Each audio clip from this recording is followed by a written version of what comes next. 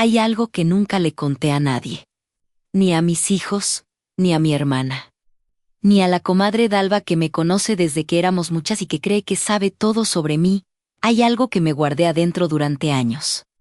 Que fui apilando en silencio como se apilan las cosas que no caben en ningún cajón pero que tampoco uno se atreve a tirar. Y ahora que tengo 73 años, ahora que ya no me queda tanto tiempo por delante como el que me quedó atrás, decidí contarlo. No porque necesite que me entiendan. No porque busque que me den la razón. Lo cuento porque me parece que hay muchas mujeres que están viviendo exactamente lo mismo que yo viví, y que quizás tampoco tienen palabras para nombrarlo. Me llamo Conceição.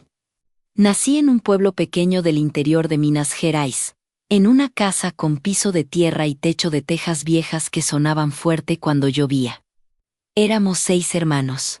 Mi padre era un hombre callado y severo que nunca dijo te quiero pero que tampoco levantó la mano, y eso, en aquella época y en aquel lugar, ya se consideraba una virtud. Mi madre cocinaba, lavaba, rezaba y obedecía. Yo la miraba y pensaba que eso era lo que hacían las mujeres, no lo cuestioné. No tenía con qué cuestionarlo. A los 19 años mi padre me llamó un domingo después del almuerzo y me dijo que Armando, el hijo del dueño de la ferretería, me había pedido en matrimonio. No me preguntó si yo quería. Maître lo informe, como se informa el precio de algo que ya se compró, y yo asentí. No recuerdo haber sentido nada en ese momento. Ni alegría, ni miedo, ni ilusión. Solo asentí, como quien recibe una tarea y dice que sí porque no sabe que puede decir que no. Armando era 12 años mayor que yo. Tenía los zapatos siempre limpios y el pelo siempre peinado. Era educado con los mayores, puntual en el trabajo y nunca llegaba tarde a cenar. Todo el mundo en el pueblo lo respetaba. Mi madre me dijo que era un buen partido. Mi padre me dijo que no iba a encontrar mejor hombre. Y yo, que tenía 19 años y nunca había salido sola más allá de la plaza, les creí. Nos casamos en abril. Yo usé un vestido blanco, que mi madre cosió durante 3 meses. Había flores en el altar y arroz en la salida de la iglesia y una mesa, con comida en el patio de mi suegra. Todo el mundo lloraba de emoción. Yo también lloré, aunque hasta hoy no sé bien de qué. Los primeros años fueron lo que se supone que deben ser. Armando trabajaba, yo limpiaba y cocinaba. Tuvimos 3 hijos en 6 años. La casa crecí, las deudas se pagaron, los años pasaron. Desde afuera todo tenía el aspecto correcto, éramos una familia. Vamos a misa, visitábamos a los parientes, festejábamos los cumpleaños. Armando nunca me faltó el respeto delante de los demás. Nunca me humilló, nunca llegó borracho. Nunca levantó la voz. Pero tampoco hizo nada más. Eso es lo que tardé décadas en aprender a ver, no lo que hacía, lo que no hacía. Nunca me llamó por mi nombre. En 52 años de matrimonio, nunca escuché mi nombre salir de su boca dirigido a mí, me decía mujer. Me decía oye, me decía la mamá de los niños cuando hablaba con otros. Una vez, años después de que él murió, le pregunté a mi hijo mayor si recordaba haber escuchado a su padre llamarme Conce, o alguna vez. Se quedó pensando un buen rato.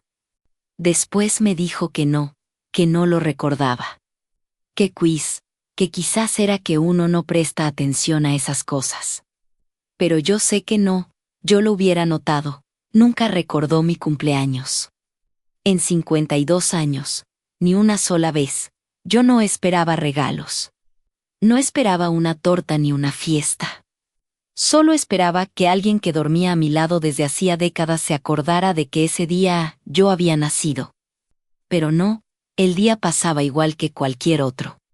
Yo cocinaba, él comía, la noche llegaba y se iba. Una vez, creo que fue cuando cumplí 45, le mencioné que era mi cumpleaños mientras servía el café de la mañana. Solo lo mencioné, sin tono de reclamo. Solo lo dije. ¿Él asintió? Dijo, sí, y siguió leyendo el periódico, eso fue todo. No lo digo con rabia, lo digo porque eso es lo que pasó. Y lo que pasó me dice algo sobre lo que éramos el uno para el otro. Nunca me preguntó cómo estaba. No de verdad. No con esa pregunta que uno hace y después espera la respuesta y te mira mientras hablas. Me preguntaba si ya estaba lista la cena. Me preguntaba dónde había dejado sus llaves. Me preguntaba si había pagado la cuenta del agua. Pero nunca se sentó frente a mí y me preguntó cómo estaba yo, qué pensaba, qué quería. Si era feliz, yo tampoco se lo pregunté a él, eso es verdad. Pero a veces pienso que la diferencia es que yo no se lo pregunté porque tenía miedo de la respuesta. Porque en el fondo ya sabía que la respuesta no iba a cambiar nada, que ninguna respuesta entre nosotros cambiaba nada. La vida siguió. Los hijos crecieron, se fueron, formaron sus propias familias. La casa quedó más silenciosa. Armando se jubiló y empezó a estar en casa todo el día, y yo descubrí que tenerlo ahí, sentado en el sillón de la sala, me generaba una especie de tensión que no sabía cómo nombrar. No era molestia. Era algo más extraño. Era la sensación de estar compartiendo el espacio con alguien a quien no terminaba de conocer. Después de 40 años viviendo bajo el mismo techo, Armando murió a los 79. Un infarto, rápido, sin sufrimiento. El médico dijo que fue una buena muerte, si es que existe esa cosa. Yo lo velé, lo enterré, recibí los pésames. Serví el café a los que vinieron a acompañarme. Mis hijos se quedaron unos días y después volvieron a sus vidas. Y yo me quedé sola en la casa, con el silencio que él había dejado, que era exactamente igual al silencio que había tenido cuando él estaba. Eso fue lo primero que me golpeó. Que el silencio era el mismo, que yo no extrañaba nada concreto. Extrañaba tener a alguien en la casa, sí, extrañaba la rutina. La estructura, saber que a las 7 había que tener la cena lista. Pero no lo extrañaba a él.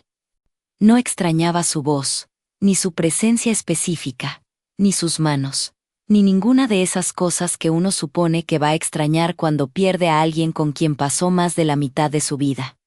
Y ese descubrimiento me asustó más que su muerte. Pasaron los meses. Mi hija menor, Fernanda, vino a visitarme un fin de semana de julio. Nos sentamos en el patio con café y ella me contó cosas de su trabajo, de sus hijos, de su marido. Y en un momento, sin malicia, con esa naturalidad que tienen los hijos para decir las cosas que los adultos aprendemos a callar, me preguntó, «Mamá, ¿tú alguna vez fuiste feliz con papá?» Me acuerdo del sol de esa tarde. Me acuerdo del ruido de los pájaros en el árbol de al lado. Me acuerdo de que tenía la taza de café en la mano y que la sostuve sin tomar, quieta, por lo que me pareció un tiempo muy largo. No respondí de inmediato. Y en ese silencio, en esos segundos donde debería haber habido una respuesta automática, natural, obvia, entendí algo que me costó semanas terminar de digerir, que no sabía. Que no tenía una respuesta clara para esa pregunta. Que si me hubieran preguntado si fui leal, diría que sí, si me hubieran preguntado si fui responsable. Diría que sí, si me hubieran preguntado si cumplí, si trabajé, si estuve, diría que sí a todo, pero feliz. Esa palabra específica. Esa pregunta específica. No encontraba la respuesta. Le dije a Fernanda que había sido una vida buena, que no me faltó nada importante. Ella me miró un momento, como evaluando si había algo más detrás de esas palabras. Y después desvió la vista al jardín y dijo que bien, mamá, y cambiamos de tema, pero yo no cambié de tema adentro. Adentro seguí con esa pregunta durante semanas. Meses, en realidad. Empecé a revisar la vida entera como quien revisa una casa antes de venderla, cuarto por cuarto. Recuerdo por recuerdo. Buscando momentos donde hubiera algo que se pareciera a lo que yo entendía como felicidad, y encontré cosas. Encontré el día que nació mi primer hijo y sentí algo tan grande que no cabía en el cuerpo. Encontré tardes con mis amigas riendo de cosas que ya no recuerdo. Encontré el sabor de ciertas comidas, la textura de ciertas telas, el olor de la lluvia cayendo sobre la tierra seca del patio. Encontré momentos de paz, de tranquilidad, de satisfacción por el trabajo hecho. Pero no encontré muchos momentos donde Armando fuera parte de esa felicidad. Estaba en los mismos escenarios, sí, aparecía en los mismos recuerdos. Pero ¿cómo aparece el mobiliario de una casa? Presente, necesario para que el espacio funcione, pero no el motivo por el que uno ama estar ahí. Y entonces llegué a una pregunta todavía más difícil. Una que tardé en atreverme a formular con claridad, incluso para mí misma. ¿Él me eligió a mí? ¿O eligió a la mujer que su familia y su época le indicaban que debía elegir?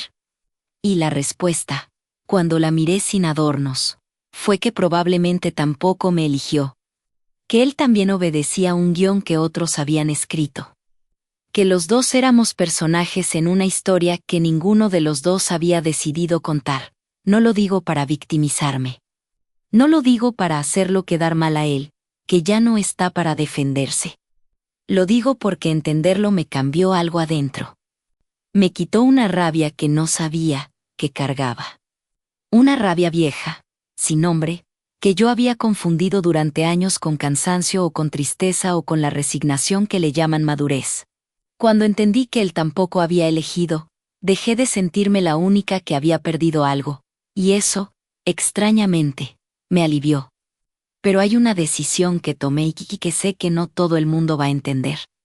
Una decisión que mis hijos no conocen y que probablemente no van a conocer mientras yo viva. Decidí no contarles nada de esto, no la revisión que hice, no las conclusiones a las que llegué, no la respuesta que no pude darle a Fernanda aquella tarde en el patio, nada. Mis hijos tienen una imagen de su padre. Una imagen construida durante décadas, hecha de pequeñas cosas cotidianas, de recuerdos específicos, de la versión de él que ellos pudieron ver desde donde estaban. Y esa imagen lo sostiene de una manera que yo no tengo derecho a tocar. Para que le cuento a mi hijo Mayo era que su padre nunca me llamó por mi nombre. ¿Qué cambia eso en su vida? ¿Qué cambia en la mía? Para que le cuento a Fernanda, que cuando me preguntó si fui feliz no supe responder. Ella me hizo esa pregunta porque me quiere, no merece cargar con la respuesta. Hay cosas que uno aprende a guardar no por cobardía, sino por amor. Y sé que hay gente que va a escuchar esto y va a decir que me estoy engañando.